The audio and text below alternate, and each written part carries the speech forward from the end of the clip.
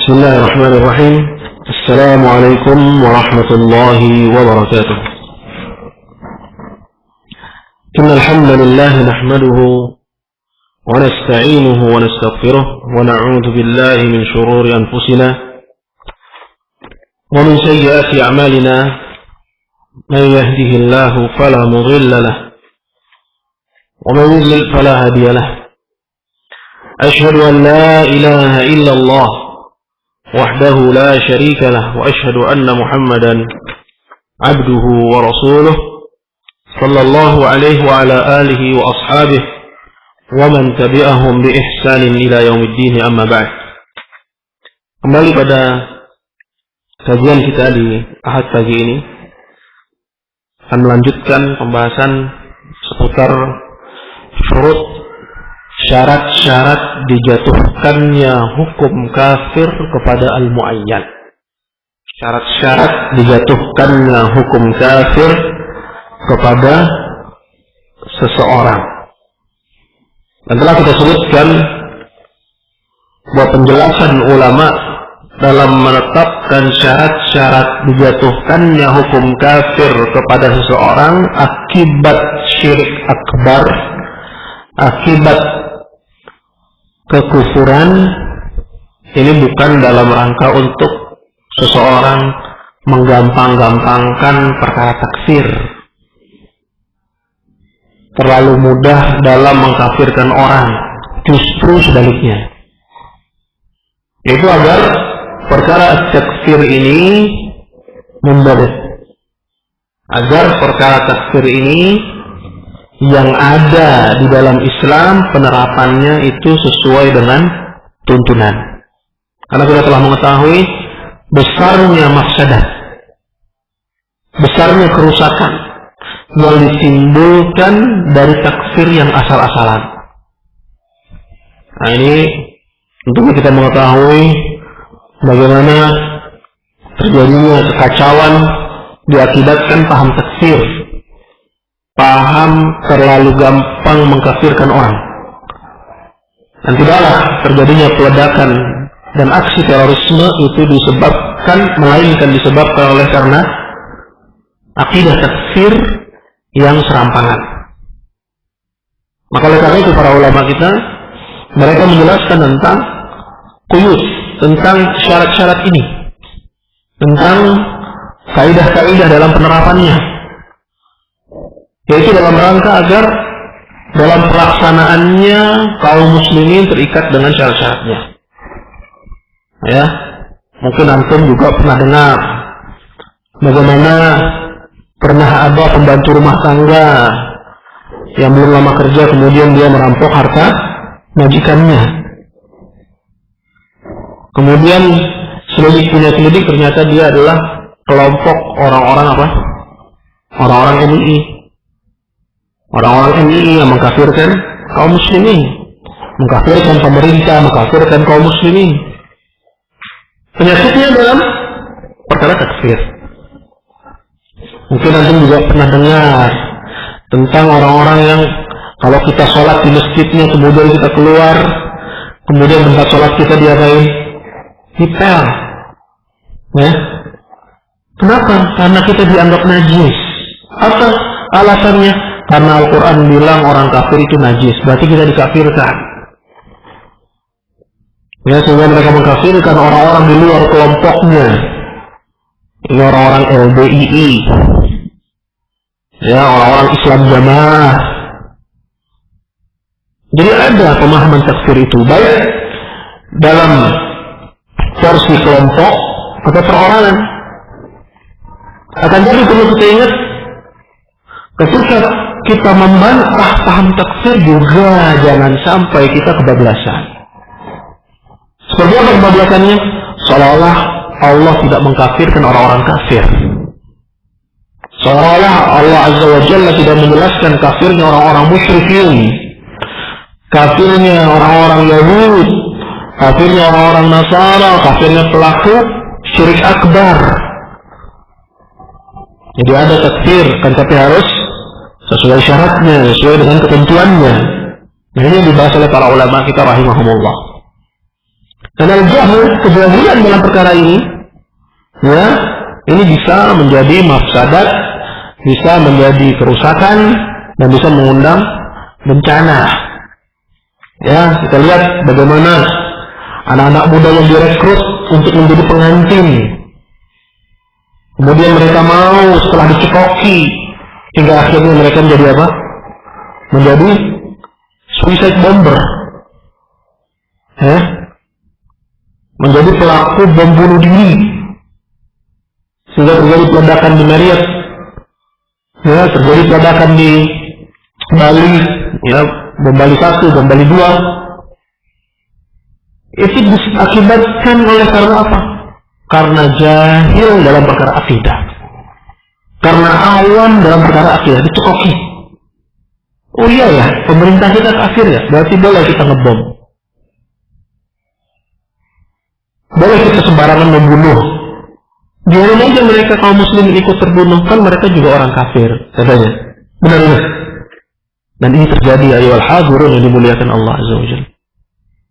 Jadi nggak boleh kita jahil dalam perkara akidah. Begitu juga dalam perkara yang fitnahnya merebak seperti sekarang ini. Jangan kita sekarang ini nggak ada kejadian adem ayem. Kemudian ketika ada kejadian baru semua ngomong tentang takfir. Gitu kan? Ada peledakan bom baru semuanya ramai bicara.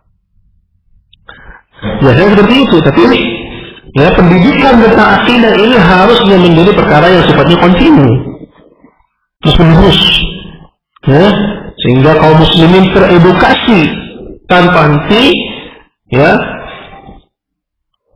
karena pembahasan akidah itu bukan suatu hal yang sifatnya insidentil. Nah, pada pelajaran yang lalu kita telah simpulkan bahwa dalam menetapkan hukum kafir kepada pelaku syirik besar itu ada dua perkara yang harus terpenuhi. Yang pertama apa? Tawaffur syurut, terpenuhinya syarat-syarat, dan yang kedua intifa'ul mawani', tidak terdapatnya penghalang. Yang pertama apa? Tawaffur syurut, terpenuhinya syarat-syaratnya. Kemudian yang kedua, tidak terdapat padanya penghalang. Apa yang maksud penghalang? Yaitu hal-hal yang menghalangi seseorang dijatuhi hukum kafir. Yang sana ada beberapa poin. Yang itu kita bahas berkenaan dengan tawaffur syurut. Ya, berkenaan dengan perkara yang pertama, harus terpenuhinya syarat-syarat. Kita ulangi sedikit di sini. Yang pertama apa? Harus mukallaf. Ya, mukallaf itu apa? Orang yang muslim, aqil, baligh. Kemudian yang kedua, telah sampai kepadanya hujjah. Ya, telah tegak kepadanya al-hujjah. Ya, maksudnya telah sampai kepadanya keterangan, telah sampai kepadanya penjelasan. Ya, karena orang jahil itu kafir. Orang yang bodoh, orang yang tidak tahu, tidak ada hukum atasnya. Memang harus tegak hujjah dulu kepadanya. Harus sudah sampai dulu keterangan buat dia. Kemudian dia membangkang dan tetap melakukan syirik akbar, masih tetap minta-minta kepada kuburan, minta-minta kepada makam, sujud kepada selain Allah Azza wa Jalla, menyembelih untuk selain Allah Azza wa Jalla, dalam kondisi dia telah tahu bahwa itu dilarang dalam agama. Ya, dalam kondisi dia tahu itu dilarang. Dan ada khilaf di kalangan ulama, ya, apakah tahunya ini itu harus tahu bahwa perkara itu mengkafirkan, atau cukup dia tahu bahwa perkara itu haram? Ini kan beda ya permasalahannya. Misalnya ada orang melakukan syirik akbar, sujud kepada kuburan, Mbah Priyo misalnya. Ini mukafir atau bukan mukafir? Membatalkan atau bukan membatalkan Islam? Ini membatalkan Islam. Ya. Tapi mungkin ada nggak dia bilang saya nggak tahu Ustaz? Mungkin ada dia bilang saya tidak tahu. Ya. Tetapi kekuasaan dengan Allah, ya, sebagian orang tahu, ya, tapi dia tidak tahu kalau itu mengkafirkan. Tahu bahwa ini dilarang dalam agama, tapi tidak tahu bahwa ini mengkafirkan. Jadi paham ini? Dia tahu ini nggak boleh dalam agama, tapi dia lakukan. Saya nggak tahu, Ustaz. Tapi maksudnya dia nggak tahu kalau itu dilakukan menjadikan orangnya kafir. Maka pertanyaannya di sini, apakah tahunya di sini itu harus berupa tahu bahwa itu mengkafirkan, atau cukup tahu bahwa itu haram? Ada khilaf di kalangan ulama. Tapi yang benar dan yang kuat dalam masalah ini, cukup seseorang itu tahu bahwa ini haram, bahwa ini dalam agama. Dan bukan syarat dia harus tahu bahwa ini mengkafirkan. Kalau tetap dia lakukan, jatuh kepada hukum kafir.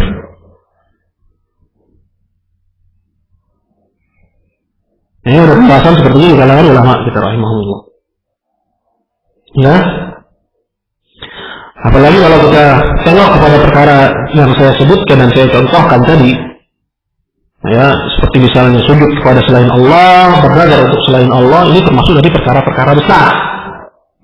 Ya, seperti yang kemarin sudah kita nukil perkataan ulama tentangnya, ya, bahwa perkara-perkara besar seperti ini, ya, tidak ada uzur, ya, pada diri seseorang, ya, untuk dia katakan bahwa saya tidak tahu. Untuk dia katakan bahwa saya tidak mengetahuinya, yaitu dalam kondisi seperti yang pernah saya sebutkan, ya, di mana mungkin bagi seorang untuk mengetahui informasi tentang agama Allah Azza wa Jal. Tapi kalau ini yang ingin kita singgung di sini, yaitu pada poin yang kedua, yang menjadi syarat jatuhnya hukum kafir kepada al-mu'ayyan, kepada person tertentu, itu harus sampai kepadanya apa? Hujjah itu. Ya, tentunya pendetilan tentang masalah ini ada banyak, dan kita nggak akan bahas di sini. Nah, insya Allah sedikit demi sedikit kita akan singgung pada kandungan dari kitab yang akan kita baca. Kemudian syarat yang ketiga yang sudah kita bahas juga, an yakuna al-mu'ayyan qad thabata minhu al-qaul aw al-amal al-mukaffir. Bahwa benar bahwa orang yang kita jatuhi kepada kafir itu benar dialah si pelakunya.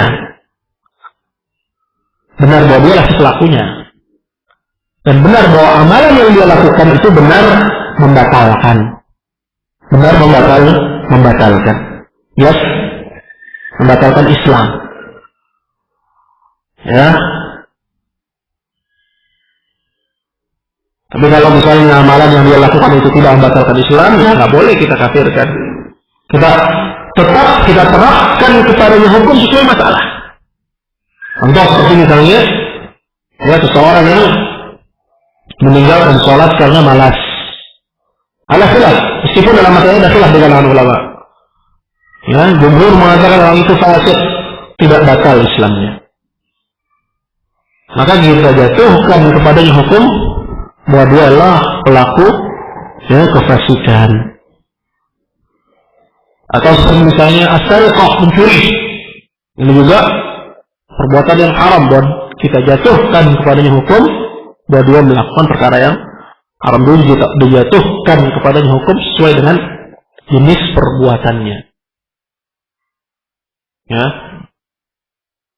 Ini syarat yang ketiga, an yakuna al-mu'ayyanu qad thabata minhu al-qaul aw al-amal al-mukaffir. Benar bahwa orang itu adalah pelaku syirik akbar. Dan benar pula bahwa amalan yang dia perbuat itu merupakan syirik akbar. Jangan dilihat dua hal ini. Yang pertama apa?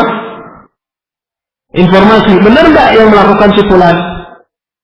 Jangan yang melakukan Ahmad yang mengkafirkan Ali. Gitu ya. Kemudian yang kedua yang kita harus lihat apa? Perbuatannya. Ya. Jangan perbuatan itu sebenarnya haram saja, kemudian antum anggap itu sebagai apa? kekufuran. Seperti yang dilakukan oleh orang-orang Khawarij. Ya. Dalam perkara apa? Berhukum dengan selain hukum Allah. Orang-orang Khawarij, mereka menuduh pemerintah kafir disebabkan karena apa? Mereka berhukum dengan selain hukum Allah. Padahal pembahasan dalam perkara berhukum dengan selain hukum Allah itu bukan kekafiran. Kecuali pada kondisi-kondisi seperti yang dijelaskan oleh para ulama. Ada kondisi-kondisi di mana itu adalah kekafiran, tapi hukum global dia bukan masuk ke dalam kategori kekafiran. Berhukum dengan selain hukum Allah. Jelas ya? Ini dibahas pada pendetulan dalam masalah ini insyaallah. Nah, kita bahas pada pertemuan kita di pagi yang singkat ini adalah hal yang berkaitan dengan intifaul mawani'. Yaitu perkara yang kedua. Apa itu? Ya, tidak terdapatnya penghalang. Ketahui oleh ikhwah bahwa di sana ada penghalang-penghalang yang mungkin menghalangi kita jatuhkan hukum kafir kepada seorang pelaku syirik akbar.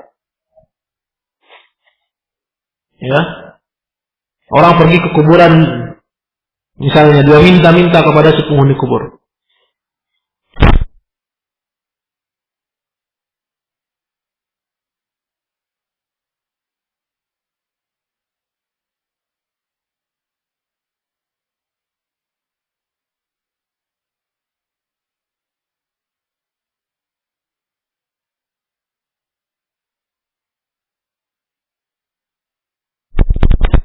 Atau dia menaruh jimat di rumahnya, dan dia meyakini bahwa jimat ini bisa memberi manfaat dengan sendirinya dan menolak mudarat dengan sendirinya. Ini kalau udah kayak begini bentuknya jimat bukan syirik asghar tapi syirik akbar.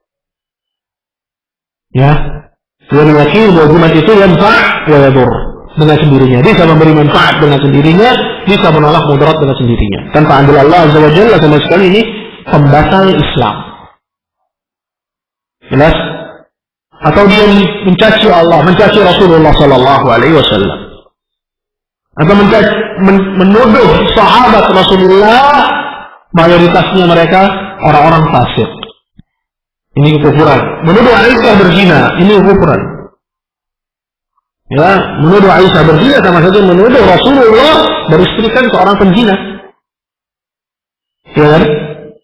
Menuduh Al-Quran tidak lengkap, seperti yang diperbuat oleh orang-orang Syiah. Menuduh Jibril khianat, seharusnya menurunkan wahyu kepada Ali, tapi salah alamat diturunkan wahyu kepada Muhammad. Ini kekufuran. Ini akidah orang Syiah. Jelas? Ya. Tapi orang yang melakukan kekufuran ini, ikhwah, terkadang nggak bisa kita jatuhi kepadanya hukum kafir kepada muayyan. Ya. Kepada person itu. Ya, kita sudah lewat pembahasannya. Bahwa ada hukum mutlak, hukum global, ada hukum apa? Hukum muayyan. Mungkin kita katakan orang yang menuduh Aisyah berzina kafir.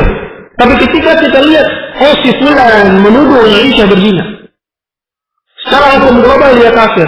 Tapi berkenaan dengan si fulan mungkin ada hal yang menghalanginya, sehingga tidak bisa kita terapkan hukum kafir kepadanya. Tidak bisa kita cap bahwa dia kafir. Jelas? Nah, itu yang dimaksud dengan ya intifaul mawani' ini. Jadi tawakkul syurut wa intifaul mawani' terpenuhi syarat dan ya tidak terdapat padanya penghalang dalam menerapkan hukum kafir. Ini bingkainya itu berkenaan dengan hukum kepada muayyan. Hukum kepada apa? Kepada person, kepada orang dengan tunduk hidung. Jelas ya? Nah, yang pertama, ya penghalang yang pertama, alla yakunal muayyanu jahilan. Ini sudah kita bahas. Bahwa pelaku syirik akbar tadi, pelaku kekufuran tadi, ya, itu bukan orang jahil. Artinya dia tahu. Bukan orang dulu berarti dia berilmu, Ustaz. Iya, tapi bukan syarat berilmu di sini dia itu harus jadi Ustaz. Gitu loh. Bukan syarat yang disebut berilmu ini dia harus lulusan Al-Azhar Kairo gitu loh. Baru dibilang berilmu. Atau berilmu sepertinya Abu Bakar, seperti berilmunya Abu Bakar As-Siddiq. Tidak. Bukan syarat yang dimaksud dia harus tahu di sini seperti itu. Tapi tahu pada qadiyah itu, tahu pada porsi masalah itu. Jelas? Ya, ini yang penghalang yang pertama. Nah, kemarin sudah kita sebutkan hal yang berkaitan dengan macam-macam bentuk kejahilan. Bahwa orang jahil terhadap agama Allah itu nggak sama. Mereka tidak dalam satu derajat. Mereka tidak dalam satu tabaqah, tidak satu tingkat, tapi berbeda-beda. Ada yang pertama disebut dengan jahil, istikbar. Jahil yang disebabkan karena sombong dan berpaling dari agama Allah Azza wa Jalla. Datang orang menjelaskan, dia bilang nggak mau tahu. Dan betapa banyak orang yang jadi seperti ini. Ya, datang orang menjelaskan tentang hukum agama, tentang tauhid haramnya, membangun kuburan, mendirikan kuburan, mengagungkan kuburan, dia bilang saya nggak mau tahu.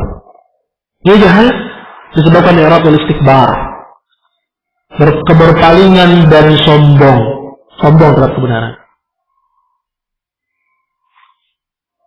Ya, dan kalau perbuatan itu merupakan kufur akbar, ya, perbuatan yang dia berpaling darinya, sombong darinya itu dari jenis kufur akbar, ya, seperti misalnya menyembelih untuk selain Allah, dia lakukan perbuatan itu, dia sembelih untuk selain Allah. Dikasih tahu, dia berpaling. Dikasih tahu, dia bilang saya nggak mau tahu, sombong. Bahkan dia tuduh orang yang ngasih tahu dengan tuduhan kamu ekstremis. Saya punya kiai, kamu punya kiai, sombong dia. Jelas? Maka kalau orang ini mengaku saya jahil, jahil itu bukan uzur. Bukan uzur, bukan penghalang jatuhnya hukum kafir kepada dia. Dia tetap kafir. Walaupun dia bilang saya jahil. Kenapa jahilnya dari jenis ini? Karena jahilnya dari jenis apa? Sombong ini. Ya. Yang kedua adalah jahil adamu bulughul hujjah. Itu jahil yang disebabkan oleh karena memang belum sampainya keterangan. Nah yang kedua ini, itu tentang seseorang yang dia punya semangat untuk mencari tahu kebenaran. Tapi caranya tidak terpenuhi. Apakah tinggal di pedalaman, atau tidak adanya sebuah media yang sampai kepadanya, tidak adanya dai yang menjelaskan, tapi semangat hatinya ingin tahu. Jikalau dia mengetahui, dia akan ikut. Ini yang kedua. Ini jelas sekali perbedaannya dengan yang pertama. Nah yang kedua ini, kalau dikatakan saya jahil, saya nggak tahu, ya, disebabkan oleh karena dia melakukan sesuatu yang haram atau sesuatu kekufuran, maka tidak ada hukum baginya. Wa sahibuhu yu'dzar mutlaqan, orang ini diudzur. Yes. Dan yang ketiga ya ikhwah, jahil tafrid, jahil yang disebabkan oleh karena kelalaian, tidak mau belajar, tidak mau mencari tahu, ya, tidak mau bertanya, sehingga akhirnya dia terus dalam kemaksiatannya, terus dalam apa? Dalam kekufurannya. Ini beda dengan yang pertama. Kalau yang pertama datang kepadanya keterangan, dia berpaling. Datang kepadanya ilmu, dia dustakan dengan sombong. Sedangkan yang ketiga ini, ya, dia yang nggak mau cari tahu, malah sibuk disebabkan oleh karena dunia dia. Ya, sibuk disebabkan oleh karena keluarga dia. Kesibukannya dan semangatnya hanya mensejahterakan keluarganya, membangun usaha bisnisnya, sehingga akhirnya dia lalai dari mempelajari agama Allah Azza wa Jalla. Dan disebabkan karena kelalaiannya dia ini, dia tergelincir dalam syirik-syirik akbar, ikut tarekat Naqsyabandiyah. Yang mana tarekat Naqsyabandiyah ini ujung-ujungnya kekufuran kepada Allah Azza wa Jalla. Ya. Ikut tarekat sufi-sufi yang kufur kepada Allah. Ya, seperti misalnya ajaran sufi Jalaluddin Ar-Rumi, ya, atau Hallaj yang mengakui bahwa Allah Azza wa Jalla itu yahil, ya, bersatu dengan hambanya, atau ajaran-ajaran kufuran lainnya. Disebabkan karena apa? Lalainya dia ini. Nah, berkenaan dengan kondisi yang ketiga ini, ikhwah sekalian muliaan Allah, terjadi khilaf di kalangan ulama. Sebagian memberi uzur, ya, sebagian lagi tidak memberi uzur.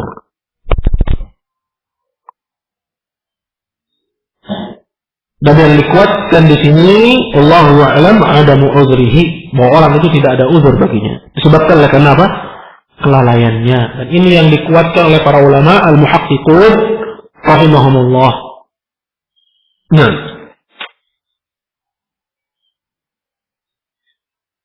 ini sudah kita bahas kemarin ya. Insyaallah kita bisa memahami ya jenis-jenis ya dan macam-macam kejahilan ini. Maka yang tidak diuzur itu dua. Yang pertama adalah orang yang jahil disebabkan karena sombong. Ya. Dan yang kedua, ala khilaf, meskipun ada khilaf di kalangan ulama, tapi yang kuat bahwa dia tidak diuzur yaitu siapa? Orang yang jahil disebabkan karena lalai mencari tahu tentang agama Allah Azza wa Jalla, sedangkan sarananya ada. La yuzur. Nah, ini kita akan bahas juga masalah ini insyaallah pada babnya. Kemudian pembahasan yang berikutnya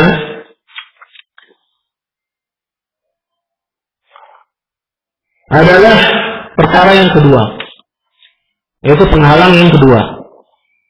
Kalau penghalang yang pertama tadi adalah apa? Bahwa pelakunya jahil. Baik, penghalang yang kedua adalah qala alla yakuna al-mu'ayyan mukraha. Perkara yang kedua dijelaskan oleh para ulama bahwa pelaku syirik akbar ini bukan melakukan syirik akbar itu, atau pelaku kekufuran itu bukan melakukannya dengan dipaksa. Jelas? Seperti misalnya orang yang mencaci Allah atau mencaci Rasulullah. Ini kekufuran atau bukan kekufuran? Kekufuran. Tapi hukum kufur tidak bisa dijatuhkan kepada orang ini ketika dia lakukan perbuatan kufurnya dia itu karena dipaksa. Ada yang maksa dia. Ayo, caci Allah atau caci Rasulullah, kalau enggak kamu saya bunuh.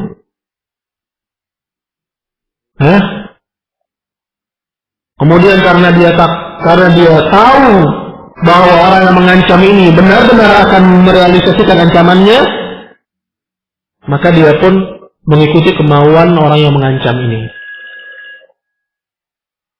Maka dia pun akhirnya mencaci Allah atau mencaci Rasulullah. Dia lakukan kekufuran itu. Maka kalau kedua orang ini menjadi kafir atau tidak kafir? Kafir atau tidak kafir? Tidak. Kenapa? Karena dia lakukan perbuatan kufurnya itu karena apa? Karena dipaksa tadi. Ya. Jadi kalau kita ketahui orang yang melakukan kekufuran karena dipaksa tidak kafir. Sebaliknya orang yang melakukan kekufuran ikhtiaran karena ya, pilihan hidup, maka orang itu kafir atau tidak kafir? Kafir. Melakukan kekufuran sebagai pilihan hidup itu kekufuran. Jelas ya? Dan di antara dalil yang menunjukkan akan hal ini adalah kisah yang menimpa sahabat Rasulullah Sallallahu Alaihi Wasallam yang terkenal yaitu Ammar bin Yasir radhiyallahu anhu. Itu di awal dakwahnya Rasulullah Sallallahu Alaihi Wasallam di Makkah. Dan Ammar ini dulu adalah seorang budak. Ya. Di mana ayahnya dibunuh, ibunya pun juga dibunuh, dan dia pun diancam untuk dibunuh. Kecuali kalau dia mau mengikuti kemauan ya orang-orang kufar ketika itu yang menindas dia. dia disiksa dengan siksaan yang keji. Kecuali kalau dia mau mencaci Rasulullah Sallallahu Alaihi Wasallam, dan kecuali kalau dia mau memuji para sesembahan orang-orang musyrikin. Diancam untuk dibunuh dia. Diancam dengan siksa. Ya. Maka kita jadi lepas oleh orang-orang musyrikin yang menyiksanya. Dia pun mendatangi Nabi Sallallahu Alaihi Wasallam, dan Rasulullah pun bertanya kepadanya, Ya Ammar, ma wara'ah? Apa yang kamu dapati wahai Ammar? Qala syarrun ya Rasulullah, ma turiktu hatta niltu minka. Ya, aku dapati keburukan ya Rasulullah. Aku tidak dilepas sampai aku mencaci kamu, sampai aku memaki kamu. Wa dzakartu alihatahum bi khair, dan aku sebut sesembahan-sembahan mereka dengan kebaikan. Aku puji sembahan-sembahan mereka. Kemudian Rasulullah Sallallahu Alaihi Wasallam bertanya kepada Ammar, "Kaifa tajidu qalbak?" Seperti apa hatimu ketika kamu melakukan kekufuran itu? Qala mutmainnan bil iman. Tetap kokoh di atas keimanan. Maka ini kita katakan bahwa paksaan itu hanya bisa dilakukan kepada apa? Kepada ucapan. Hanya bisa dilakukan oleh perbuatan. Hanya bisa diterapkan. Paksaan itu hanya bisa diterapkan kepada ucapan, dan hanya bisa diterapkan kepada apa? Kepada perbuatan. Tapi hati bisa dipaksa? Tak bisa dipaksa. Tapi kalau Ammar bilang bahwa hatiku condong kepada kekufuran, kafir dia. Maka ketika Ammar bilang, tatkala Nabi bertanya kepadanya, bagaimana hatimu? Hatiku tetap di atas keimanan ya Rasulullah. Maka Rasulullah pun merekomendasikan kepada Ammar, in'adu fa'ud.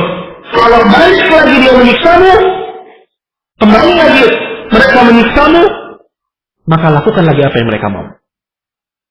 Bahwa tidak memudaratkan keimananmu.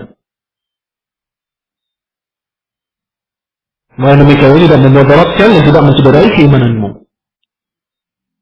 Tapi ini juga bukan merupakan dalil bagi orang-orang Murji'ah bahwa keimanan itu hanya keimanan hati. Kenapa? Karena konteks dan bingkai masalah ini itu dalam perkara apa? Dalam perkara seseorang yang dipaksa untuk kufur. Maka boleh dia kufur, tapi dengan apa? Dengan lisan atau dengan perbuatan.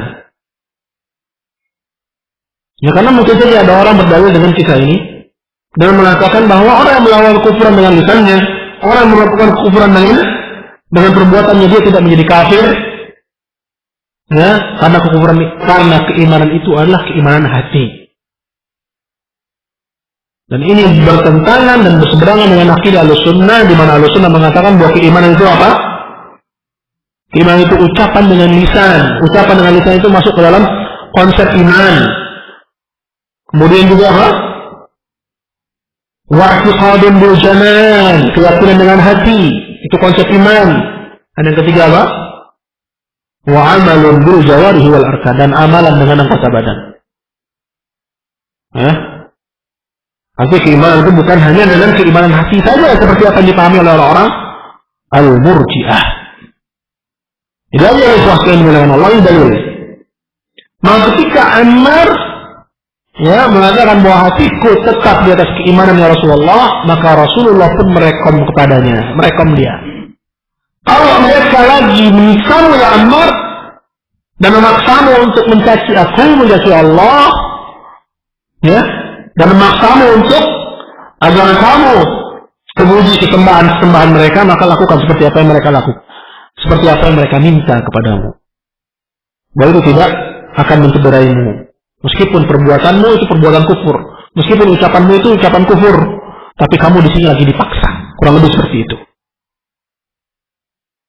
Tapi kalau seseorang melakukan kekufuran dengan lisan dia, melakukan kekufuran dengan perbuatan dia, ikhtiaran sebagai pilihan hidup, bukan di bawah paksaan, bukan di bawah penindakan, kafir nggak dia? Kafir. Dia menjadi kafir disebabkan karena kekufurannya. Ya. Meskipun yang kufur di situ lisan, meskipun yang kufur di situ apa? Perbuatan. Kemudian dia berdalil, hati saya tetap kok di atas keimanan. Enak aja kamu, semprul. Ya, keimanan itu bukan hanya apa? Bukan hanya hati. Ya, dia sujud kepada kuburan misalnya. kepada selain Allah, dia sujud tanpa paksaan. Kemudian dia bilang, hati saya tetap di atas keimanan, yang penting kan hati. Kemudian ternyata hadis Ammar, mungkin nggak orang berdasarkan hadis Ammar dalam kasus seperti ini? Mungkin. Maka apa jawaban kita? Hadis Ammar ini dalam konteks orang yang dipaksa.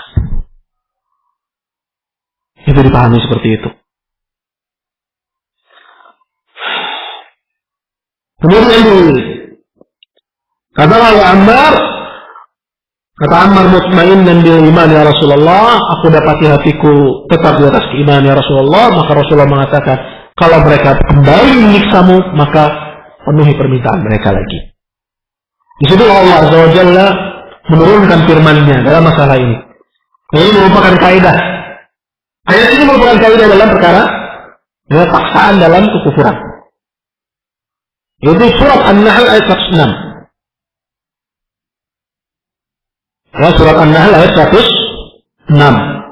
Di mana Allah Azza wa Jalla berfirman, "Man kafara billahi min ba'di imanihi illa man ukriha wa qalbuhu mutmainnun bil iman, walakin man syara'a bil kufri sadra, fa 'alaihim ghadab."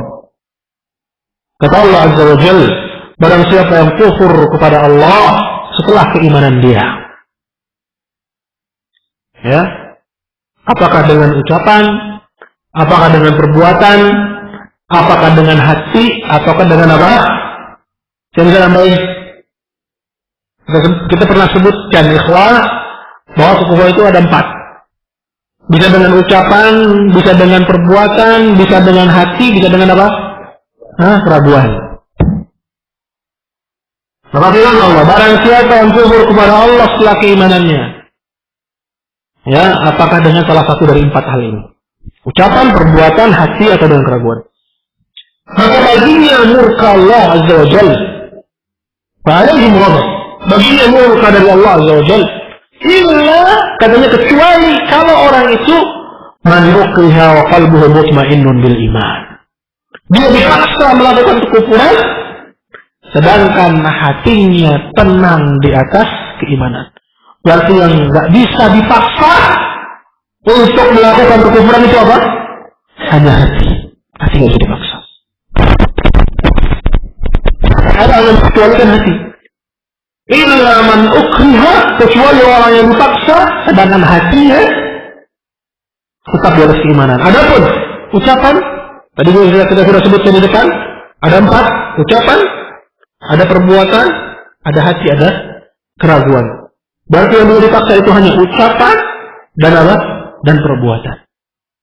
Tapi hati harus tetap di atas keimanan. Kalau ada seorang dipaksa, ya. Walakin man syaraha bil kufri sadrah. Adapun orang-orang yang tenang dengan kekufuran, hatinya tenang dengan kekufuran, maka dia yang mendapatkan kemurkaan dari Allah Subhanahu wa ta'ala. Jadi Allah SWT dengan Allah, ya, orang yang melakukan kekufuran, ya, dan dia dipaksa untuk melakukannya, dia menjadi kafir. Dia menjadi kafir, ya. Nah, orang yang melakukan kufuran dan dia dipaksa dalam melakukan kufurannya, kemudian dia lakukan itu, ya, maka dia menjadi kafir kalau hatinya tenang di atas kufuran. Sedangkan kalau hatinya tetap tenang di atas keimanan, walaupun lisannya mengucapkan kekufuran, walaupun perbuatan anggota badannya melakukan kufuran, dia tidak menjadi kafir selagi hatinya tetap tenang di atas keimanan. Ya. Jadi ini ada 2 perkara berkenaan dengan orang yang dipaksa. Orang yang dipaksa dan hatinya tenang di atas kekufuran, orang yang dipaksa kufur dan hatinya tenang di atas kekufuran. Yang kedua, orang yang dipaksa kufur dan hatinya tenang di atas keimanan. Siapa yang kafir? Yang pertama atau yang kedua? Yang pertama. Ya. Dan di akhir pembahasan tentang nawaqidul Islam, tentang pembatal-pembatal Islam, karya Syekh Muhammad bin Abdul Wahhab rahmatullah alaih, ya, ketika beliau menyebutkan pembatal-pembatal keislaman, bahwa kata beliau tidak ada beda pada pembatal-pembatal ini semua antara orang-orang yang melakukannya karena sungguh-sungguh. Artinya pilihan hidup. Melakukan kufur sebagai pilihan hidup. Ya, dia memang pengen ngerjainnya.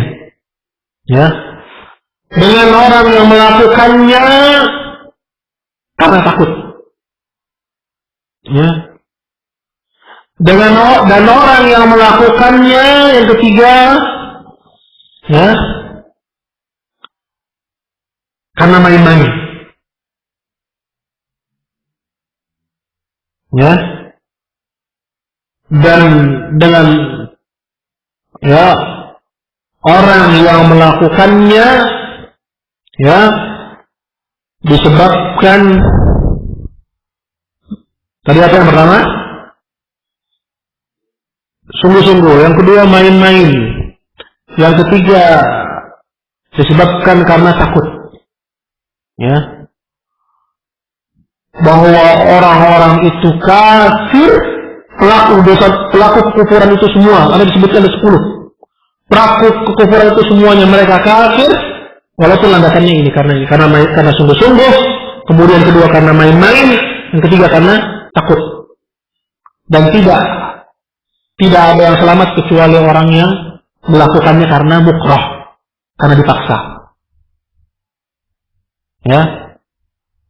Sehingga ada 5 keadaan di sini. Ada 4 atau ada 5? Ada 5 keadaan. Yang melakukan kekufuran karena sungguh-sungguh, kafir atau tidak kafir? Kafir. Yang melakukan kekufuran karena main-main, istihza, kafir atau tidak kafir? Kafir. Yang ketiga, orang yang melakukan kekufuran karena takut. Cuma takut aja dia, nggak dipaksa, takut. Takut sama bosnya. Dia lakukan kekufuran. Ya. Takut kepada masyarakatnya, dia lakukan kekufuran. Nggak ada ancaman, nggak ada paksaan. Cuma takut aja. Takut berkurang rezekinya, takut berhilang kedudukannya, takut ya hilang posisinya, takut dicemooh, cuma takut aja. Orang itu kafir. Ya, yang keempat, orang yang dipaksa dan hatinya tenang di atas kekufuran, kafir juga. Yang selamat hanya yang kelima, itu siapa? Orang yang dipaksa dan hatinya tenang di atas keimanan. Jelas tuan? Jadi ini keadaan ini, pelaku kekufuran semuanya kafir kecuali satu. Yang dipaksa melakukan kekufuran dan hatinya tenang di atas keimanan.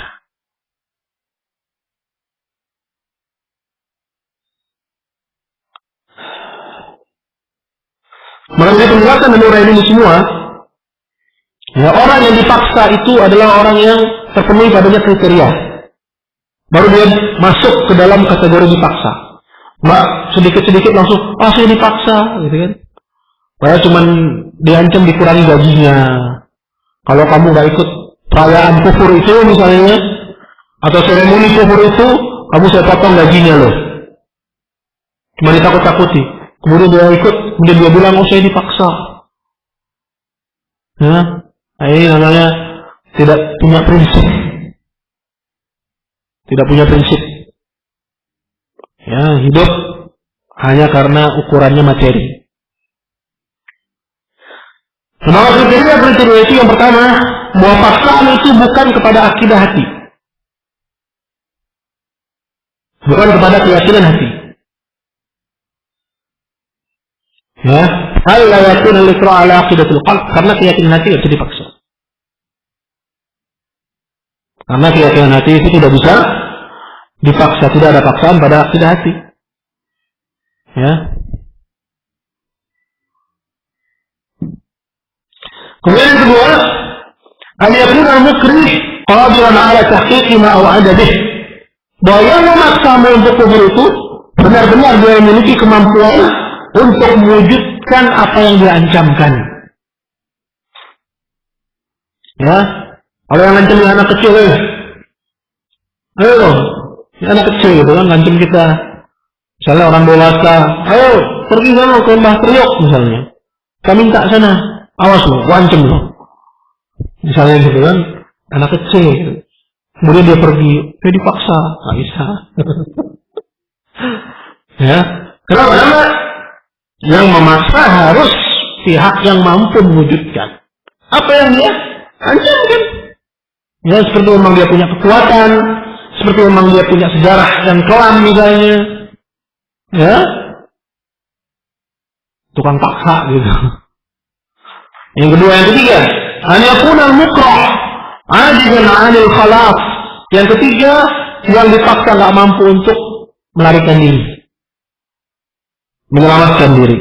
Seperti misalnya tangannya diikat, kakinya diikat. Yang dipaksa untuk melakukan kekufuran kepada Allah Azza wa Jalla. Atau dia dikurung di tempat, dipaksa untuk melakukan kekufuran kepada Allah Azza wa Jalla. Nggak mampu dia untuk al-khalas, melarikan diri. Yang ketiga, yang keempat, an yakuna al-mukrah bihi fawriyan. Yang keempat, bahwa ancamannya itu akan diwujudkan segera. Ya bukan, ntar loh ya, kalau masih begitu gue ancam loh ya, ntar. Ya udah ntar aja, gitu kan? Kalau emang ternyata dia nggak mampu untuk mewujudkannya, nggak usah kita lawan kufuran. Tapi dia adalah orang yang mampu untuk mewujudkannya, kita pun nggak bisa berlepas darinya, dan dia bisa wujudkan segera. Maka dia adalah orang yang dipaksa. Ya, nah, ini dia kami, jadi ada berapa? Ada 4. Ada 4 kriteria, ya, di mana orang itu dikatakan bahwa dia sedang dipaksa untuk melakukan kufuran. Yaitu ancamannya kepada lisan atau perbuatan. Yang kedua, yang mengancam mampu mewujudkan. Yang ketiga, yang diancam tidak bisa berlepas diri. Dan yang keempat, ancamannya itu ya tampak segera akan dikerjakan. Saya berkata Syekh Muhammad bin Abdul Wahhab rahimahullah, wal ayatu tsaniyatu qauluhu ta'ala man kafara billahi min ba'di imanihi illa man ukriha wa qalbuhu mutmainnun bil iman walakin man syaraha bil kufri sadran. Ayat yang terdapat dalam surat An-Nahl 106 itu ya, tentang orang yang dipaksa melakukan kufuran, bahwa Allah tidak memberi uzur kecuali orang yang mengerjakan kekufuran sedangkan hatinya apa? Tetap di atas keimanan. Syekh Muhammad bin Abdul Wahhab mengomentari ayat ini. Kata beliau, "Falam ya'dzurullahu min haula illa man ukrih ma kauni qalbihi mutmainnun bil iman." Maka dalam ayat ini Allah tidak kasih uzur kepada pelaku kesyirikan, kepada pelaku kekufuran, ya, kecuali orang yang dipaksa dan hatinya tetap di atas keimanan. Cuma dia yang dikasih uzur untuk melakukan kufuran itu. Ya. Wama baru ada. Kalau kita ada iman ini, adapun selain dari gambaran ini, selain dari bentuk ini, maka pelaku kekufuran itu berarti dia telah kafir setelah keimanannya. Sawa'un fa'alahu khaufan. Sama saja, apakah dia lakukan perbuatan kekufuran itu karena takut? Cuma takut. Takut dengan dipaksa ya kawannya, jangan samakan takut dengan dipaksa. Dipaksa itu orang mungkin terpaksa melakukan kufur karena takut. Tapi orang yang takut belum tentu dipaksa. Ya, karena sekarang orang yang cuma takut saja dengan rezekinya. Orang cuma takut saja dengan apa? Ya, dengan kedudukannya sehingga dia melakukan kufuran-kufuran itu hanya karena takut. Takut dengan nama besarnya sehingga dia jatuh pada kufuran-kufuran itu. Takut dengan jabatannya sehingga dia melakukan kufuran-kufuran itu. Kafir dia. Orang yang takut melakukan kufuran dia kafir.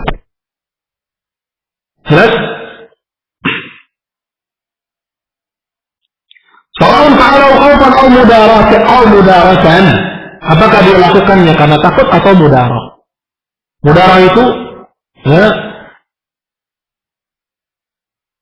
dia pertaruhkan agamanya untuk kepentingan dunia. Dia pertaruhkan agamanya untuk kepentingan dunia.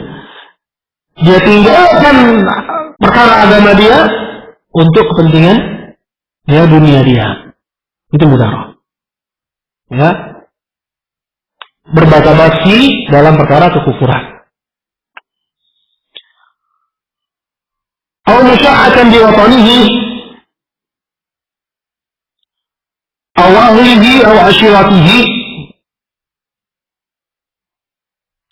Begitu juga, ya, bahwa orang itu menjadi kafir disebabkan kekufurannya jika dia musyahatan bi watani awali awashiratihi, ya, disebabkan karena menjaga, ya, keluarga dia, menjaga, ya, masyarakat dia, ya, kemudian dia lakukan kekufuran itu.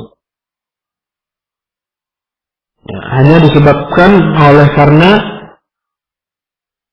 takut berkurangnya kedudukan,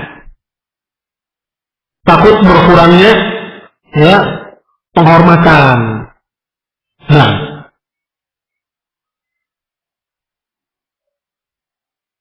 mempertahankan kekufuran karena, ya, ini adalah peninggalan prasejarah yang akan menambahkan devisa kepada negara. Sehingga dibangunlah, ya, situs-situs kekufuran itu. Yang sudah Allah Azza wa Jalla tenggelamkan disebabkan oleh karena bencana alam, ini malah dipugar kembali untuk dibangun kembali sehingga akhirnya orang-orang, ya, melakukan kekufuran-kekufuran itu. Ya, untuk nama negaranya, untuk menjaga nama keluarganya, untuk menjaga nama masyarakatnya. Al-malihi, atau karena harta dia. Takutnya dia berkurangnya harta sehingga melakukan kekufuran, maka orang itu menjadi kafir. Au fa'alahu ala wajhi mazah, atau melakukan kekufuran karena main-main, senda gurau. Ini kita sudah bahas bahwa melakukan kekufuran main-main ini adalah kekufuran kepada Allah Azza wa Jalla. Au ghairi dzalika min al-aghrad, atau maksud-maksud yang lainnya. Karena maksud-maksud manusia dalam melakukan kekufuran itu bisa banyak. Ya, bisa seperti apa yang disebutkan atau yang tidak disebutkan. Ya. Karena mendatanya satu persatu, ya, ini adalah perkara yang sulit. Intinya Allah hanya memberi uzur kepada siapa? Cuma satu. Siapa dia? Hanya orang yang mukrah, orang yang dipaksa, tapi itu pun juga harus apa? Hatinya tenang di atas iman. Kalau dipaksa tapi hatinya tenang di atas kekufuran, kafir dia.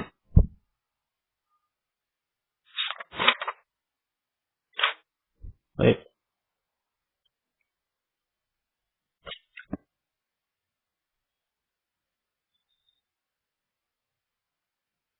Kemudian yang terakhir dari Allah dan merupakan penghalang dari dijatuhkannya hukum kafir kepada pelaku kekufuran atau pelaku kesyirikan, alla yakuna al-mu'ayyanu muta'awwila, yaitu pelaku kekufuran itu bukan melakukannya karena takwil,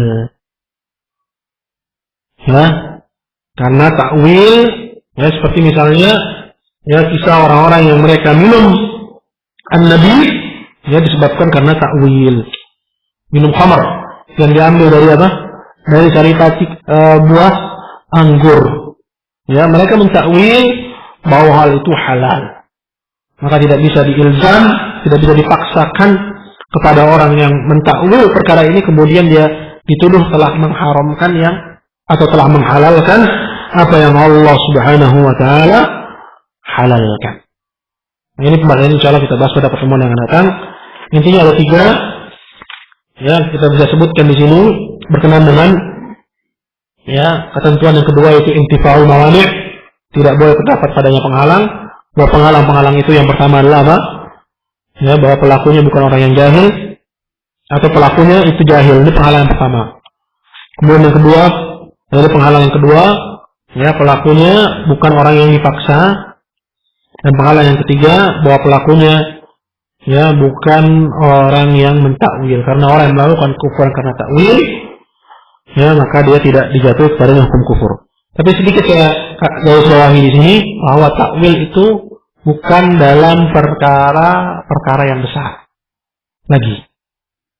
Karena perkara-perkara yang besar seperti sujud kepada selain Allah, meminta kepada selain Allah Azza wa Jalla, ya, walaupun orang melakukannya karena takwil, ya, orang itu tetap dijatuhi kepadanya hukum kafir, karena takwil ini tidak berlaku dalam perkara-perkara besar seperti nanti akan datang pembahasannya. Ya, seperti itu. Wal ilmu indallah. Semoga Allah Azza wa Jalla menambahkan kepada kita ilmu yang bermanfaat dan menganugerahkan kepada kita taufik untuk mengamalkannya. Innahu waliyyu dzalika wal qadiru alaih. Sampai di sini kajian kita. Subhanakallah bihamdika asyhadu an la ilaha illa anta astaghfiruka wa atubu ilaik. Assalamualaikum warahmatullahi wabarakatuh.